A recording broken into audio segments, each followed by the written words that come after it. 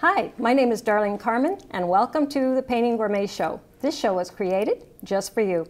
When I stopped by to see Susan Keale's artwork, the first thing that I noticed was a painting of feet. I would never think of painting feet for a subject, so I thought that was pretty interesting. And then she showed me her book, and the whole thing is on feet. So after reading her book, I will never think of feet in the same way or take them for granted, because feet have a voice. Hi, welcome to the show. Welcome. Thank you, Darlene. I thank you for being here and sharing your story. And the first thing I want to do is just I'm showing the cover, but it's a little bit bigger. And you could tell me what this one's about. Well, this is called Traditions. And it's about my mom primarily. My stories all come from the feet, which represent our understanding. Mm-hmm. So it's kind of a pun on words. And this is a teacup that my mom had when she was a child. It was her mom's teacup.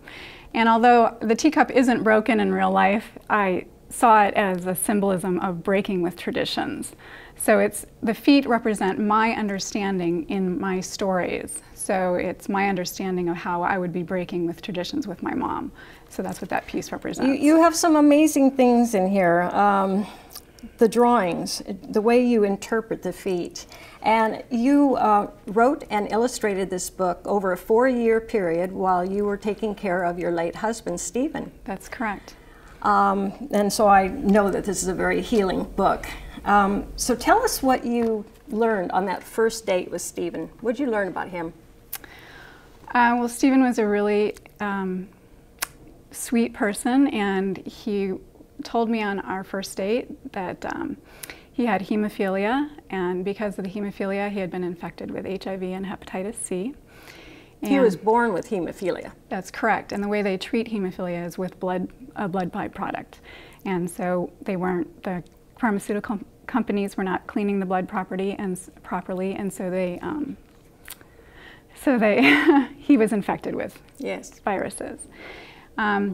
So on our first date, he told me this stuff, and I was just so amazed with a person's integrity to be so honest, and the vulnerability it took to be that open, and the courage that it took. And so I thought, gosh, I shouldn't walk away from this situation. This is a pretty amazing person. So we were together for 10 years while I took care of him.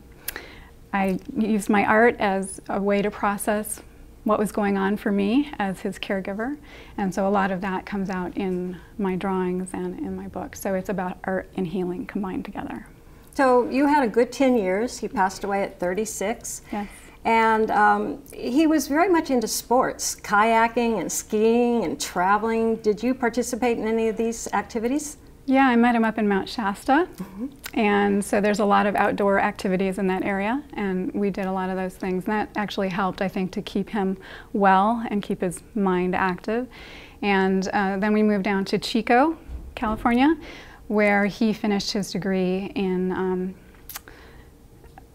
I can't remember what it was called actually right this minute.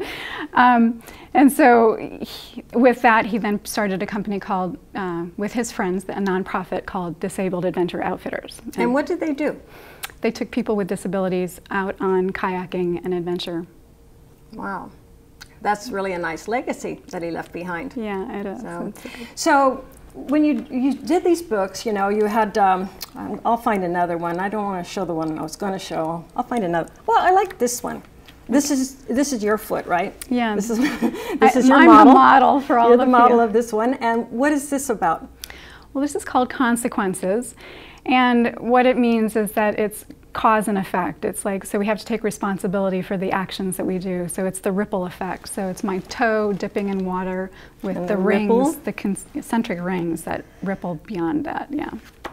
And these were very small, 5 by 7 or, you know, 5 by 5. Yeah. Very small, and they were in colored pencil and watercolor. Right, on cotton rag paper. It's a really soft paper, and I would apply the gouache, and that tints the paper first, and then apply colored pencil over the top of it, and you create all these layers, and it becomes a really rich color layering effect.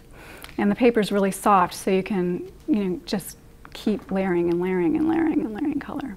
So some time has passed now, so about 5-6 years have passed since he's gone.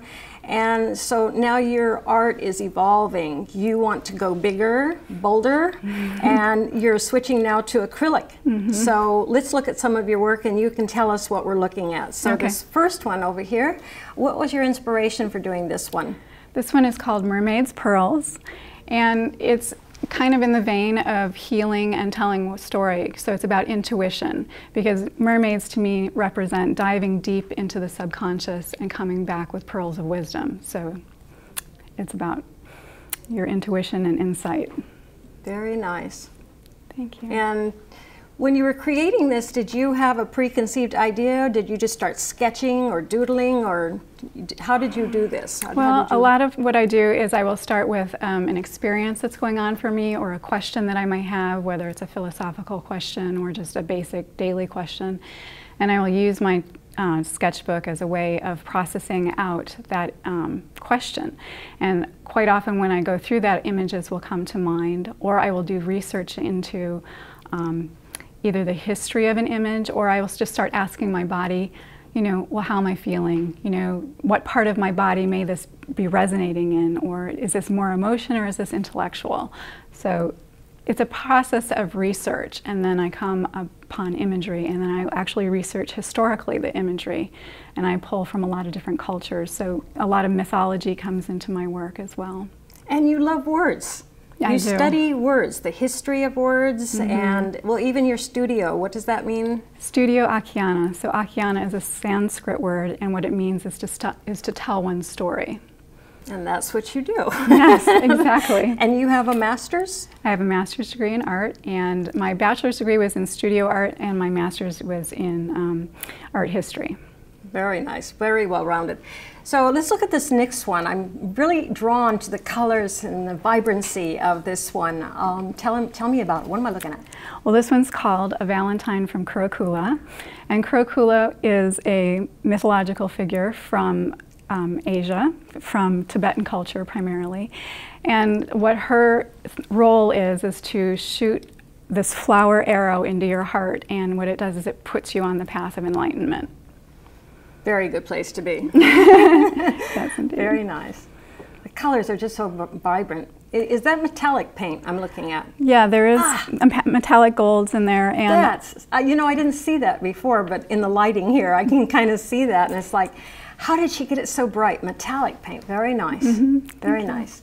And of course, I know that most of your feet are it's being shown right now. Where is it being shown? The Institute of Transpersonal Psychology. I have 45 pieces up. It's all the pieces that were in the book. And that's in Palo Alto? Palo Alto. On where? I believe it's Meadow Drive, but you can just go to www.itp.edu. ITP. Okay. And so you only have like a couple paintings of feet left that they're not being shown. Tell us about this one.